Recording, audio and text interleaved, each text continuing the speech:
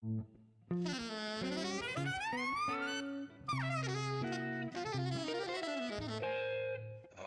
Jazz.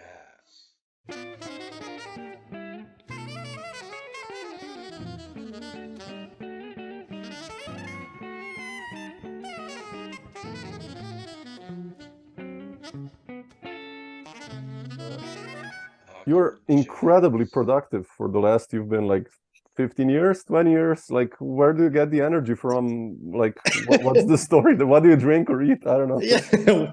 Well, I just have a lot of ideas. Basically, it always starts with an idea. It always starts within my curiosity. I'm very curious by nature. And for this reason, there's a lot of things that, attract my attention, and I get, I have to dive into a lot of things. And the thing with me is I get a lot of ideas, and if I don't kind of, pursue them and fulfill them somehow, either, make them into a project or dive into them enough so in order to know that I won't work with them, then they become, if I don't do that, one or the other, they become kind of a dead weight, which kind of, makes it difficult for me to have new ideas. So I always, when I get an idea, quite fast, I need to dive into it and see if it has potential, and if it has, then I have to, make it come alive, basically. So and within my curiosity and all my ideas, I think I derive a great deal of energy from it, because kind of the curiosity carries so much energy within itself, then that's actually where I get it from, I guess. And then I have an amazing family, of fantastic wife, kids, dogs, that, my home base, but it's quite important, because my home base is totally settled, and so there's just a lot of love and understanding and peace and harmony back here, which makes it easier for me to actually to focus on my creative ideas. Yeah. Oh, man, that's so nicely put now. It's true. Yeah. Thanks. Beautiful. But speaking of these projects, I first want to start with perspective. And, it's like, obviously years ago already, I saw, Brian Blade and Scott Colley. I didn't know you back then, but, then I got to know you. But like, I was like, shit, who is this guy? And I checked, the first album, and I was like blown away. And thanks. And it's actually like a collective. You guys sound incredibly together. How did you hook up with those two guys? I mean, it's like two of my favorite players on their instruments, actually. So, well, they're two of my favorite players as well.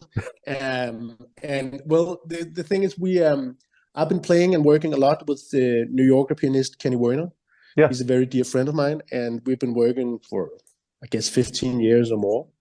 And we've been making a lot of albums together, duo album, a lot of different projects. And since 2009, I've been producing 2 annual festivals in Copenhagen every year, where I am the artistic director, so to speak. And when I began doing this festival, I immediately brought in Kenny, because me and Kenny had so many ideas that we wanted to pursue. By the way, how did you meet Kenny? What's the story with Kenny, actually?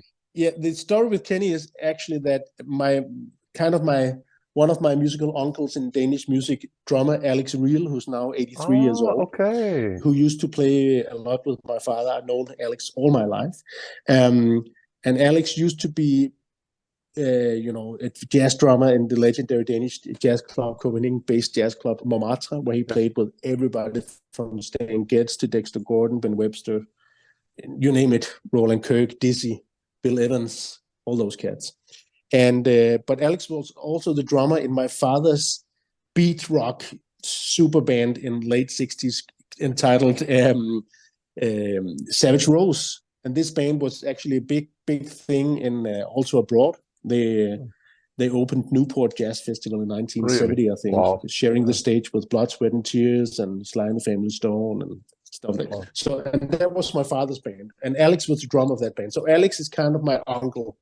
And when Alex had his 50th musicianship anniversary many years ago. I think maybe in 2004 or 5 or something.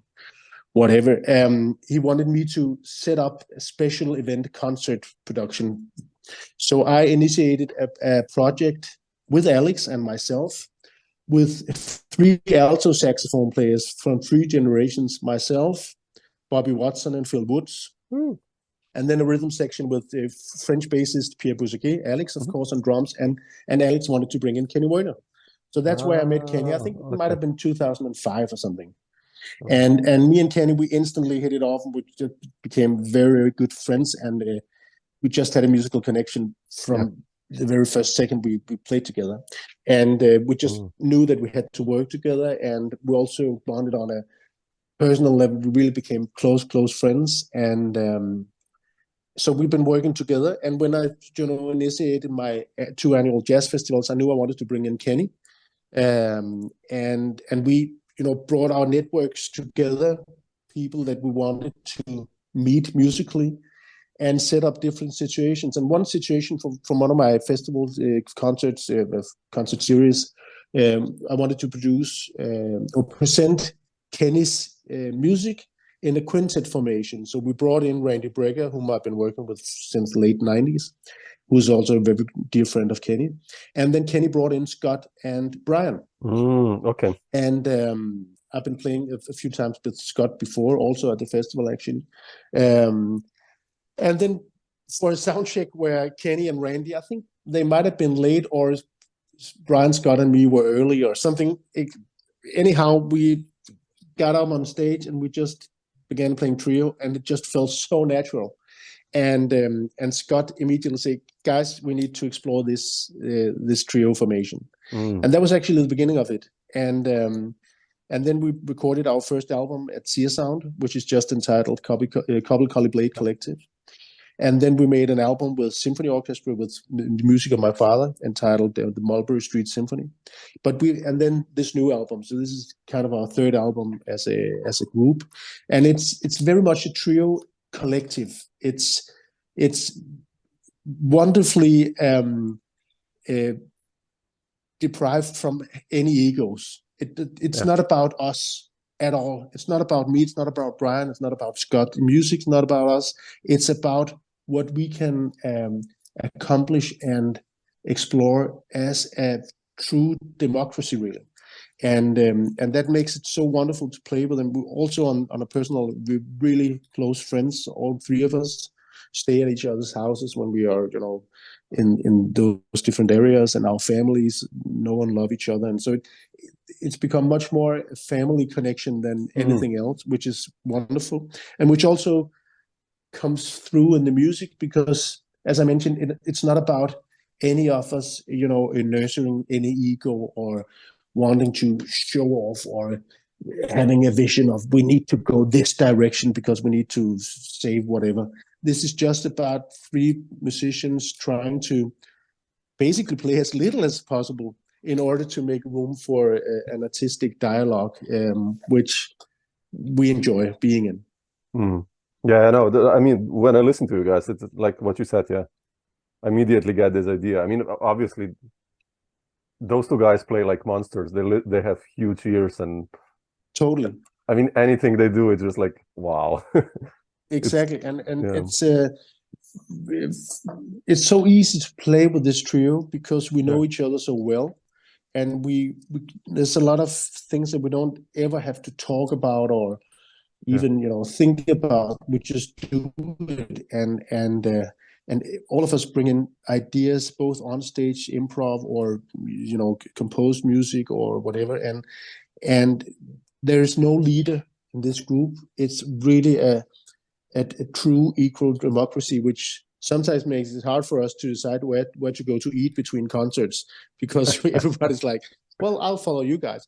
But artistically, it's really interesting because a lot of other projects that we are in with different musicians or composers, no matter how fantastic they are often a result or of pursuing someone's artistic idea or vision or even ambition, and this is the totally opposite.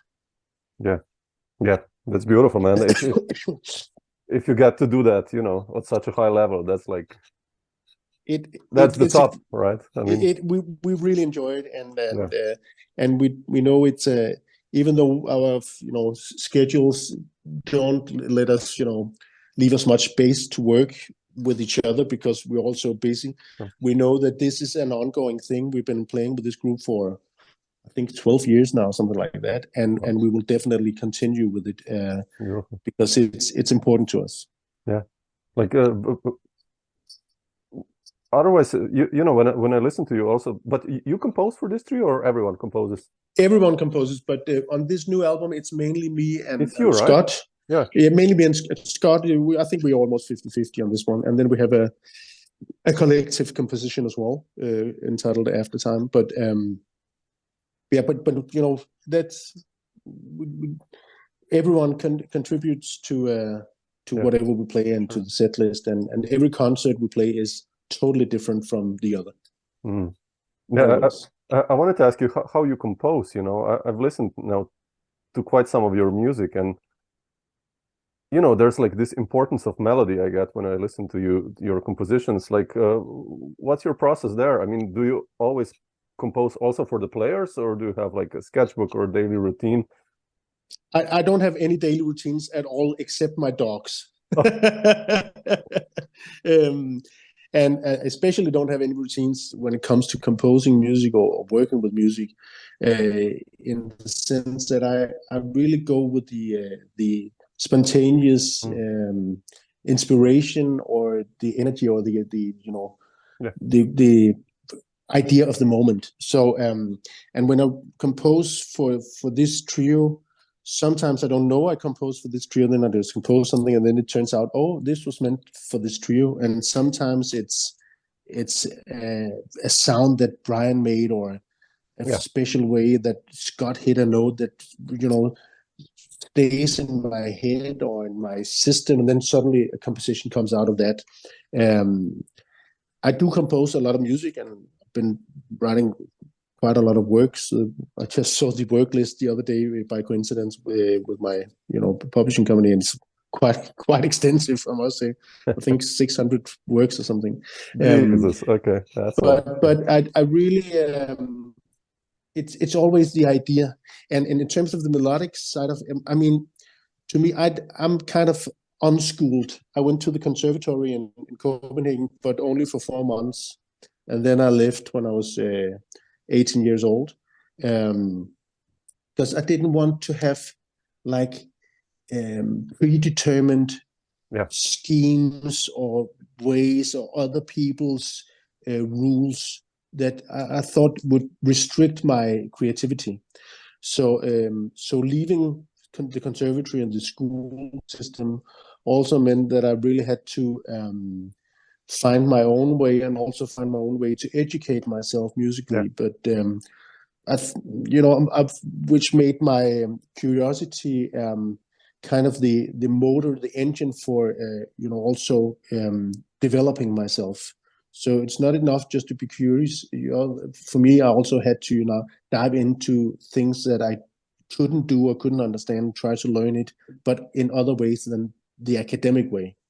And but one thing that's always been part of my music is the melodic side of music. I mean, my grandfather was a classical pianist and composer, and he was a student himself of the Danish national composer Carl Nielsen in the 1920s, 1930s.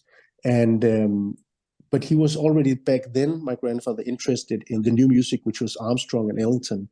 And even though it was totally forbidden for a classical student to just get near jazz music in the 20s back then, and there was a lot of racist issues from the whichever European cultural system toward the jazz, toward this even Carl Nielsen, the Danish national composer, called it degenerated music. My grandfather, he was super interested in it. He loved it. So he went to, for instance, when Armstrong played in Copenhagen in 1933, he went to this concert, but in disguise, because he just wanted to hear it. But he knew if he had been, spotted, he would probably been, thrown out of the conservatory back then. So, and his idea of music, which kind of was passed on to me, is that there are only two kinds of music: good music and bad music. Yeah, exactly. And you have to decide for yourself. And he was always interested in both, Bach and Mozart, but also Stravinsky, and he was a good friend of Bartok. He made with Bartok, but he loved jazz. He loved Art Tatum. He loved, Basie, and obviously Armstrong and Wellington. So, so I always, had the idea that the music is, if it speaks to me, then it must be good music. So I grew up with a lot of American gospel music, soul music, Stevie Wonder, melodies, but also Stravinsky and Ligeti and all the big classical composers, both modern and older. So, and then jazz came into my life when I was like 11, and I suddenly, learned about Johnny Hodges and Benny Carter and Charlie Parker, my first three heroes. Then Earl Bostic, yeah. And then Sonny Rollins, Coltrane, and Cannonball, and then expanded from there. Ornette, all those cats. But there was always the interest for me is both the melody and the rhythm. And so I always, I used to sing a lot when I was a kid. So I kind of feel that the saxophone is just an extension of my voice, really. So I need to be able to sing somehow. And it doesn't, necessarily mean it couldn't be super complex or whatever, but it always has to have a kind of a song within. So I guess when you say melodic, I take it as a big compliment, because that's probably just because that's who I am. I want to sing, basically, but the saxophone and the music and my compositions are my songs. Yeah. I don't know if that makes sense. It does. You mentioned Ornette. Ornette for me is like one of the most melodic players ever. I mean, I transcribed exactly. Even though it's free or open, whatever we want to call it. But no, it kind of makes sense that you're self-taught, because you created your own sound, I think, and as a composer and as a player. And nowadays that's a problem, because many players come, like you said, from this predetermined, this is what we're gonna make you, and from thousands maybe one or two pop out, like okay, shit, recognizable. And I think that's exactly in jazz so important. I'm the same. Like I went to New York and did my first record with Mark Elias, the bassist, and Tom Rainey and nice. Tony Malaby. Oh, nice. And we did the first rehearsal, and Elias was like, "Man, you didn't study jazz, right?" I was like, "No." I was like, "Yeah, I hear that," because it was not like I didn't sound like Kurt Rosenwinkel or like. No, exactly. What was your schedule when you studied? Did you have how did you approach it? I mean, I had I did 1 hour technical exercises, 1 hour transcription, 1 hour listening. I did my own schedule. Like, how was the process with you? Yeah, but I used to play drums when I was 5 years old. I played drums and was taught drums, and I really thought I was supposed to be a drummer. And I played, loved playing drums, and had a lot of amazing teachers in Denmark, and listened to a lot of music. And Ed Thigpen taught me brushes because he was a good friend of my father's living home again. So I began taking piano lessons from my grandfather when I was 9, but then I discovered the saxophone, which by coincidence, because we were at a vacation place somewhere, and suddenly there was live transmitted concert in Danish television. We are back in 1987. I was 13 years old. And there was this live concert with Tower of Power, the American soul funk group that probably most people know. And funky stuff, great music. And suddenly there was this unaccompanied saxophone solo, 4 or 5 minutes solo saxophone with Richard Elliott, saxophone player. And I was totally blown away by it, 13 years old. I was like, "Mom, Dad, please send me to music school. I want to try this instrument." So I went. They put me into a music school, and with a great saxophone teacher, whom I owe everything. And then I began playing saxophone. Then I went back to my drum teacher, Karst, who recently passed. He was an amazing music teacher. And I said to Karst, "I'm quitting drums now because I want to be a saxophone player." And he said, "Great, man, that's beautiful. I know you can use all the things you learned playing drums. You can use that in saxophone music, in saxophone playing."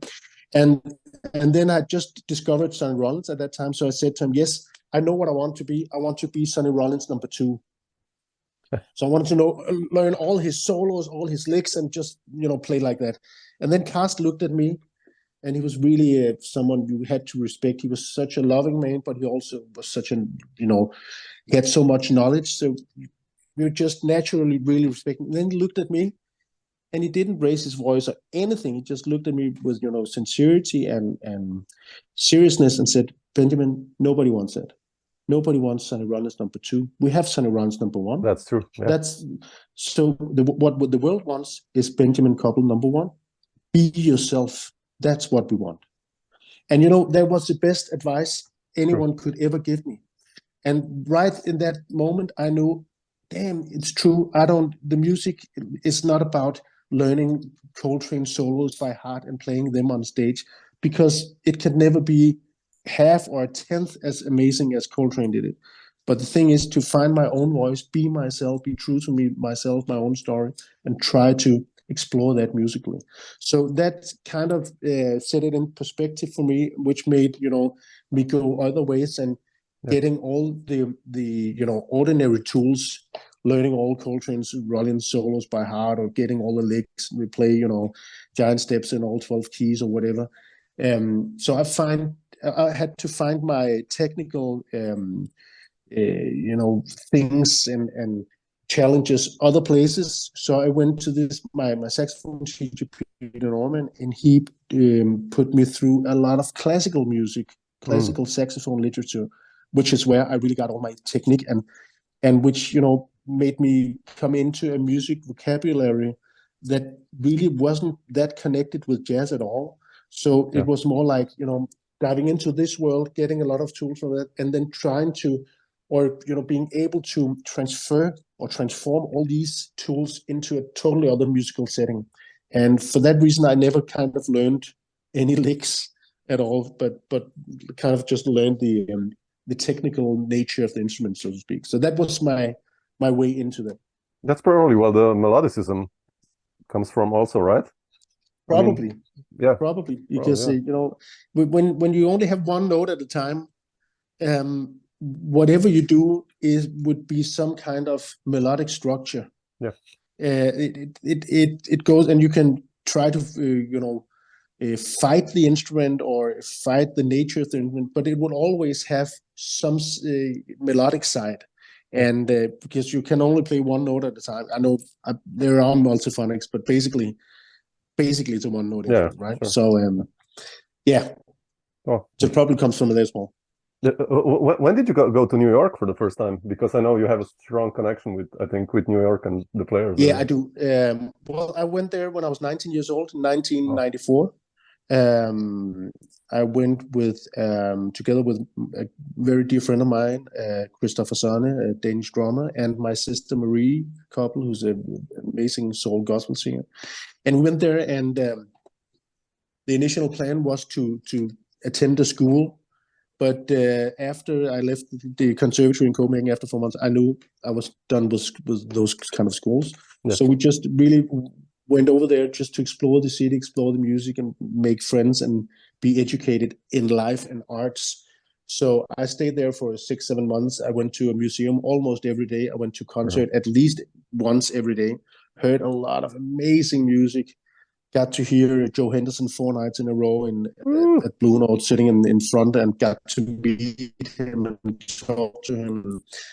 George Coleman, had lessons with him. I knew, I had met Paquito de Rivera in Copenhagen and looked him up and became friends with him and was taught by him, went to his house in New Jersey. That's amazing. And met Phil Woods, Colonel Dupree, a lot of amazing musicians who were in New York at that time and who was probably more accessible at that time than the big stars are probably now. I mean, this is 30 years ago. And it was just an amazing experience. And that's kind of where I, found my love for New York and for all, if you want to experience European art, go to New York. It's rough said, but I mean, no, but it's true. Yeah. Amazing museums and art collections, and there's so much to explore. And then all the amazing, fantastic, sweet people we met and became friends with, not only musicians. So that was kind of, you know, the really like educational journey, not only in music but in life. And it kind of made me, you know, feel at home in New York. And for that reason, I've been always, you know, went back ever since and been there many times. And actually, I'm going over there in 10 days again as well. And I've been playing and recording and hanging and have a lot of friends over there, both musicians and non-musicians. And been playing a lot. I've been fortunate enough to record a lot of albums in New York, many different studios, and play a lot on all those legendary jazz clubs that when I was a kid or 19 years old, I was like, oh man, imagine playing at the Blue Note once. And Sure. then I've been playing them many times. And so stuff like that, dreams do come true. Oh, sure, man. Yeah, definitely. I wanted to ask you, like, you know, like I said in the beginning, you're such a prolific band leader, and but how did you hook up, decide, or where to go in your musical? Like you said, you know, you get an idea for a project and then you go there. Like, you know, the Hammond Street, how did that one happen? I mean, it's such a nice record with. Well, Hammond Street, I met Larry and Bill in Copenhagen. They were in Copenhagen with their trio, Larry Golden and Bill Stewart. They were in Copenhagen with the trio with Kevin Hayes. Oh, And okay. we hung out. They played at the Copenhagen Jazz House, and we hung out after their gig. And I talked to them. And my father is a Hammond organ player, so I kind of grew up in a home with Hammond organ. I was always on tour when I was a kid with my father's bands. When I was 2 years old, he brought me on tour, and I slept on the stage in the, you know, blankets that his Hammond organ was wrapped in during transportation.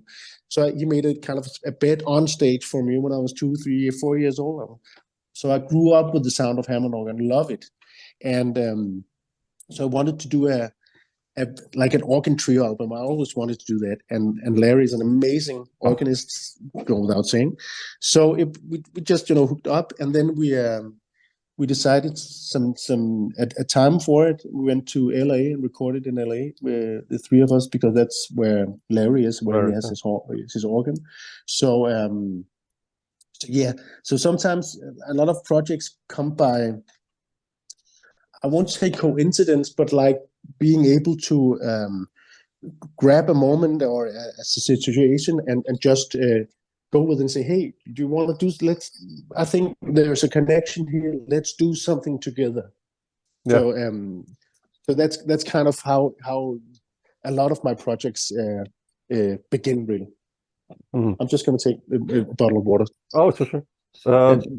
We mentioned Kenny Werner before, and yeah, there's one project you did with him and Jack DeJohnette also, and I wanted to ask you, playing with Jack, how was that like for you? You know, he's a hero of every one of us, I guess, and like, how did that? Jack is totally a hero of everyone, and we made an album.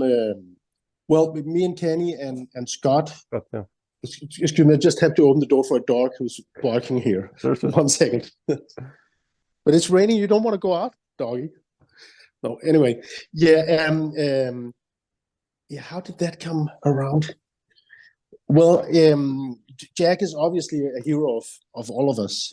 Amazing musician, drummer, spirit. And I'm not exactly sure how it came about, but when we settled to, I think he had heard some of my albums, and I connected with him, and we talked about the possibility of us doing something together, and he heard some of my music and said, yeah, man, that's great, let's do it. And then he decided where we should record. He lives in Woodstock. Yeah. And he had, he knew this amazing studio in Rhinebeck, not far from Woodstock, upstate New York. And he said, let's go there. That would be a great spot for us to explore this this thing that we want to do. And so he hooked up the studio, and we all went there. I don't remember, maybe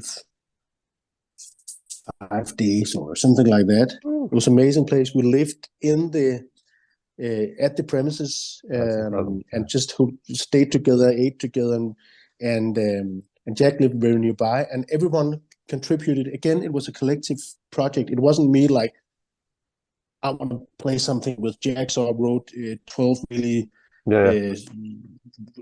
tough songs in the, in the tradition of Keith Jarrett or whatever. It was a collective that we wanted to explore what can we do as a quartet, 4 people together musically if we go into this dialogue. So everyone contributed equally with compositions. Kenny Werner, Scott Colley, myself, and Jack DeJohnette. Yeah. And it actually became a double album, 2 CDs that came out of it, which we entitled "The Art of the Quartet," because that's actually what we felt it was. It was kind of really a playful and artful way of exploring the possibilities of a jazz quartet. Yeah, it's and incredible. we really thought that we found something new that hadn't been done before, actually. So it's also kind of, a research process.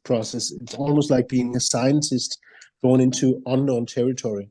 Yeah. And the studio was amazing. One of my favorite albums of all times is The Band, Bob Dylan's old, backing, which became a fantastic entity in itself. And their album, Music from Big Pink, is kind of one of my go-to albums of all times. And it was recorded, I remember I listened to it from when I was like 5-6 years old. Always wanted to listen to this album. And it was recorded in a pink wooden house in the Woodstock-Rhinebeck area. And so I always had a dream of someday going to a house like that and recording. And then this studio that Jack decided that we should work in was exactly an all wooded house, totally similar to the Big Pink, except Beautiful. This was a white house and was an amazing studio with all the best equipment, but a really, really beautiful sounding recording room, big room, and fantastic premises in the middle of nowhere, nature and beautiful settings. And it was so inspiring for us to stay there. And so we made this double album, and it's definitely one of my highlights in terms of recordings, because it's so intense, and it's again a super honest and non-egocentrical piece of music, which I really, really love. It's not about any of us; it's about what we can share together. Yeah. So in that respect, it's almost, with the danger of sounding like a hippie, it's really a message of love and human understanding, because that's what, for me, music is about, especially when it's good. Oh, sure. No, but I noticed with you, it's never like Benjamin Koppel trio or quartet. You always list all the players, so it's like, it's important to me, because I mean, my person is not interesting to anybody, but I think hopefully I can contribute something into a common field, which is a space within. In between the musicians that we work with, and then this space becomes so full of energy and love, and much bigger than any of us are in our own right. So I think then the music really can send a message, which is important and always will be. No, it's way more music happens. I mean, I know what you mean. It's like sometimes, you get to hear amazing albums. I don't know, for many players, and they hire Jack DeJohnette and Dave Holland. They write music, and it's like, it's okay. I mean, those guys did their job, but it's like, you know what I mean. So, but exactly, case, it's way different. But for me, my old drum teacher, Cast, he always said, music is what happens when you forget yourself. And that was also an important, piece of wisdom, because of course you need to practice and know your instrument and know a lot of tools, but when you get up there, play with anybody, whether it's a recording session or a live concert situation or whatever, the most important thing is to forget all that you knew you wanted to say before, and just be in the moment, react to whatever's happening, use all your tools, but forget them at the same time. And use yourself, use your own story, but forget yourself at the same time. I think that's that came out of that piece of advice, which is kind of probably my music philosophy somehow. Yeah, that's so important. Yeah, to get to that level, that's amazing. Yeah, but you mentioned T. Jared before, and you did one project with Palle, Danielsson, and Humair, and that we Yeah. don't talk about only about US players, but like these monsters of European music as well. Yeah. How did you hook up with those two guys and playing them with them? I mean, Well, Palle is he's an institution in Scandinavian jazz music, obviously, since he played with Keith and played with everybody. But he also played with a lot of Danish musicians and also knew my father from the 70s and Daniel was always a hero of mine when I was a drummer, when I was a kid, because he had that amazing sense of both being able to groove and but always being free spirited as well. And then at some point there was a festival in Denmark that wanted to set me up with other musicians that I hadn't played really with before with. This is 25 years ago probably. And they had seen an interview or something where I had talked about my appreciation of drummers, and I had mentioned Daniel Humair. And this promoter of this jazz festival, he was like, "Why don't we invite Daniel to see if he wants to play with you?" And I was like, "Man, that would be great." And he hooked us up. He sent some of my music to Daniel, and he responded very quickly, "Yeah, man, I want to do this. When can we do this?" And so we played a few concerts in Copenhagen, or in Denmark, around Copenhagen, at this festival, and also some other concerts, and became instantly very good friends, me and Daniel. And Daniel and Palle, they knew each other also from probably the 70s. So and this was my first, I believe, serious attempt on the chordless jazz trio formation, and we just enjoyed it so much that we wanted to continue. So we had a few tours, and we made this album, and then me and Daniel have continued our collaboration in different projects. We also made an album that I really love myself, entitled The European Jazz Factory, which is a quintet album with Italian jazz pianist Cedric Piromali and Hungarian trombone player Georgi Konasov, Swedish bass player, myself, and Daniel. So it's kind of really European collective. So we made a lot of different projects together, me and Daniel. He's an amazing musician. We played live with many different situations. He's an amazing musician, amazing human being, amazing painting artist, and he also has a huge career in setting up kitchens and restaurants. So for Michelin restaurants. So he's an amazing guy. We played all over, and me and Palle, we've also done different projects. We made it it was called an album entitled The Adventures of a Polar Expedition, because I was always very attracted and inspired by the adventurers who kind of conquered the North and the Southern poles with the risk of losing their lives. But the wide open spaces and the unknown territory and the coldness and and all those things that they wanted to conquer, for what reason again? Kind of. So, I've tried to set that into a musical project, which included a lot of. It was a Nordic project with Palle Danielsson and Jon Balke, pianist, Norwegian, and Alex Wheel drums. So me and Palle has also done different projects. So these are musicians that I love to play with, and who has so much wisdom and experience, and they played with so many people, which kind of that comes through their music as well. I mean, Daniel, he was, for instance, a regular collaborator with saxophonist Phil Woods, whom I've been playing quite a lot with as well. But he was also a member at the same time in 1966, I believe it was.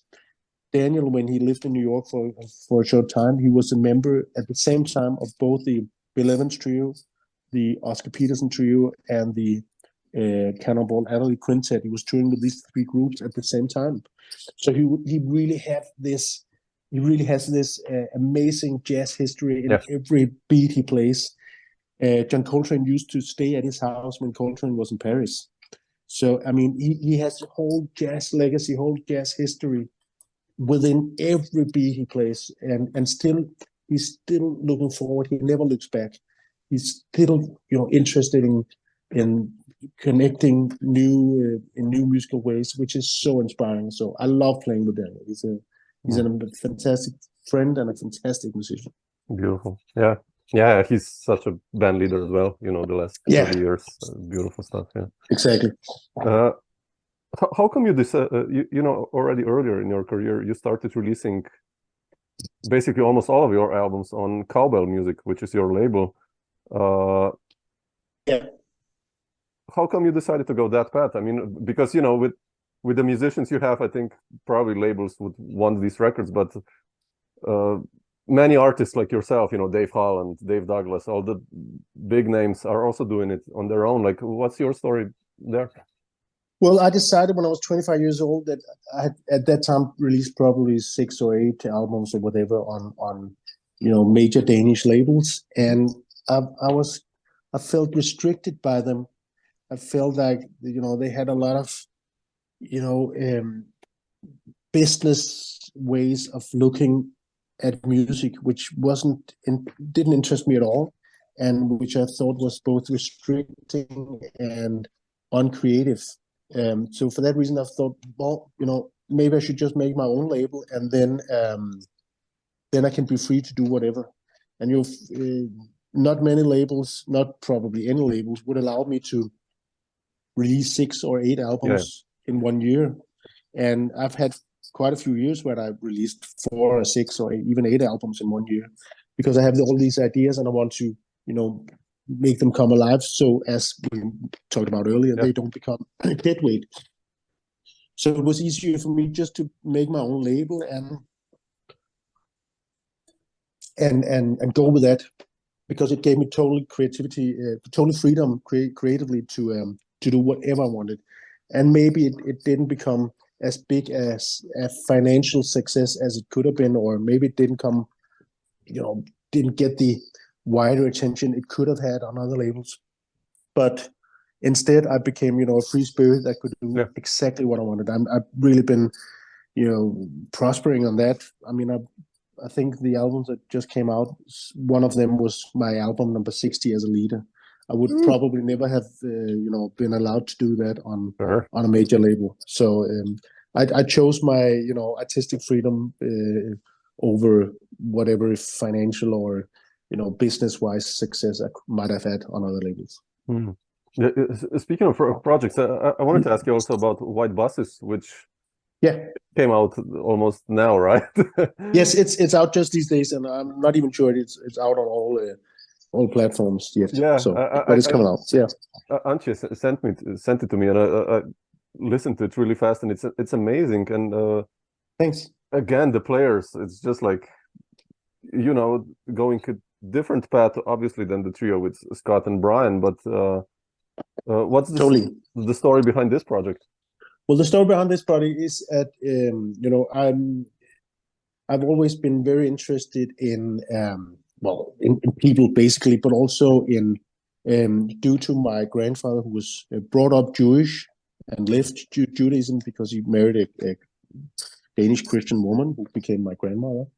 But there are, in this Jewish ancestry, there are at least 2 histories of escape. My great-grandfather escaped Russian pogroms in the early 20th century, and from Poland, and wanted to go to New York, but the money only got them to Copenhagen, where they settled. And then they also had to flee from Nazism during the occupation of Denmark. So they had to flee in 1943 to Sweden. And the escape of the Danish Jews to Sweden in October 43 is kind of a small light of of joy within the terrible Holocaust history, because 7,000 Danish Jews managed to escape to Sweden, which was the main part of the Danish Jewish population. 470 people didn't escape, and they were captured by the Nazis and sent to concentration camp Theresienstadt. But most of them were saved by a cortege of white buses, which drove from Copenhagen down during the last months of the Second World War. They went through a totally bombed Europe down to these concentration camps to get the prisoners out. When everybody knew that Germany had lost the war, it was just a matter of time when they would capitulate, totally. So this story of these white buses going through Europe and they didn't have gas, so they had to drive on, I don't know what it's called in English, but like turf, I think it's called. Yeah, sure. Yeah. So they had like turf engines, and they could drive like 20 kilometers an hour, and it was like, and there was no roads, but they managed to go down with a lot of buses and save around 20,000 people from the concentration camps. Not only Jews, also resistance people and communists and whatever, just ordinary people basically.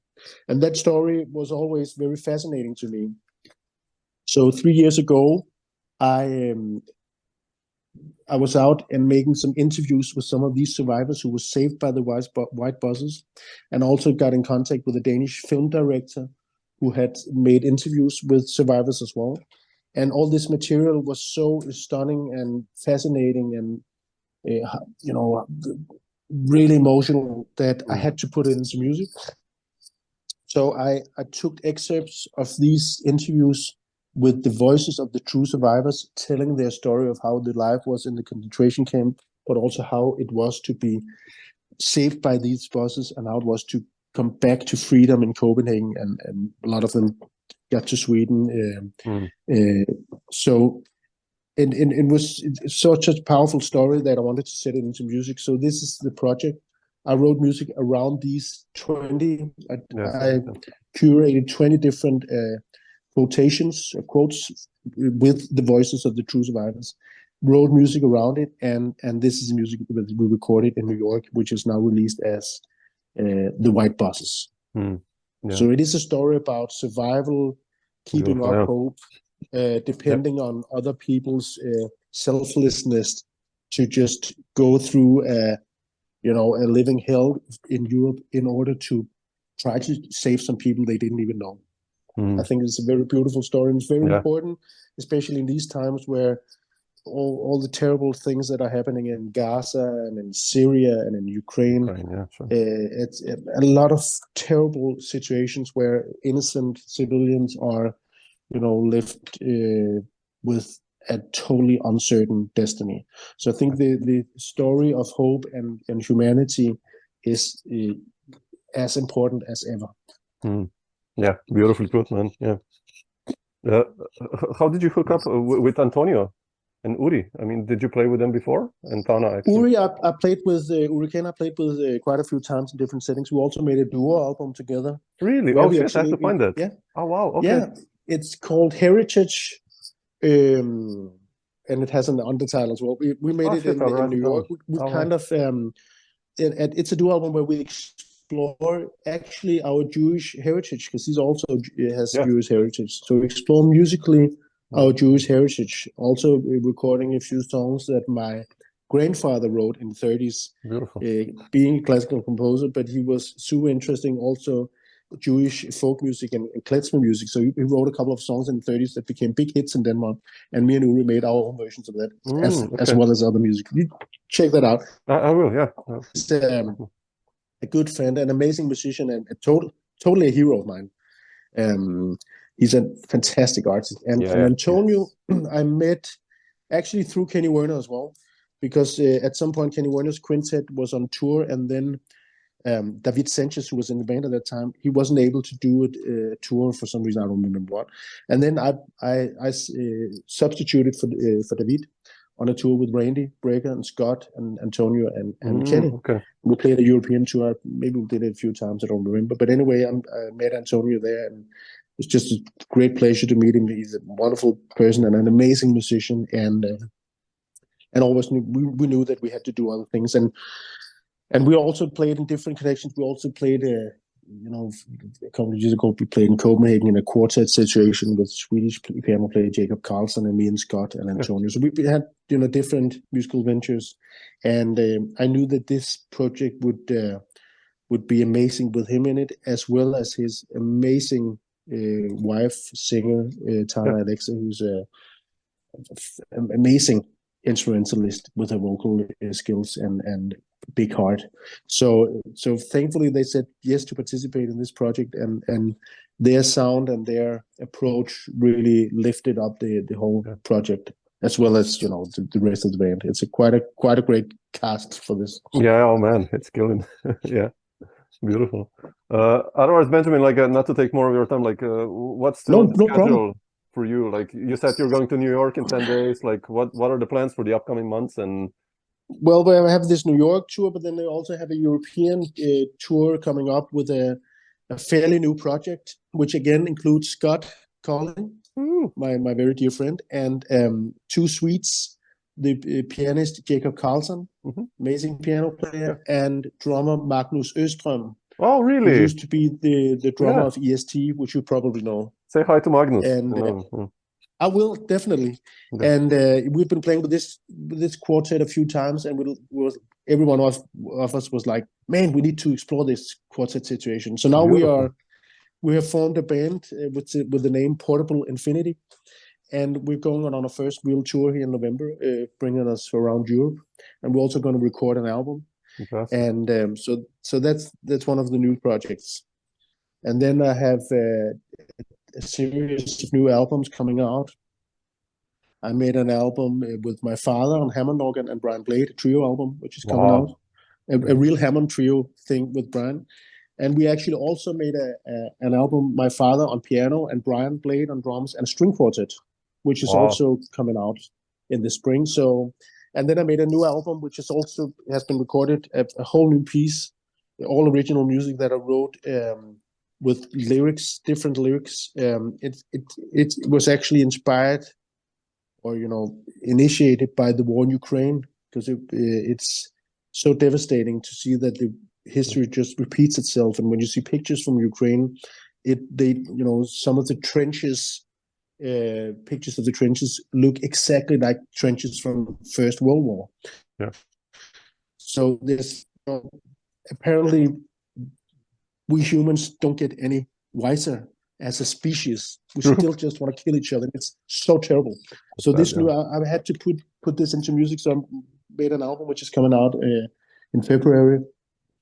With Ferenc Nemeth, my good friend on drums, and Johnny Oman, Swedish bass player, and the different musicians, but also which features Randy Brecker and a singer as well. So this is a really deep, serious project that comes out in February. So there's a lot of different projects in motion. Amazing. And where can people buy your albums so that we even. Well, I really don't know, but online, it's all like my music is online, right? More or less. Yeah, Bandcamp, and it's all on Apple Music, Spotify as well, all those things. Fantastic. But and a lot of the albums, not all of them, but a lot of them are out on vinyl as well. Okay. And every album is out still on CD, because there are still a lot of jazz aficionados, myself included, who likes to have the whole piece in like a box. So CD streaming, and some of them on vinyl as well. So it's out there. You just have to look for it. Fantastic, sir. Thanks so much for sharing some of these thoughts. Well, thanks so much for having me. I'm so thankful, and I'm glad that this could happen, and Angie could initiate it. And thank you so much for having me. I hope to see you again. Yeah, me too. Beautiful. Stay in touch, Benjamin. Bye. Yeah.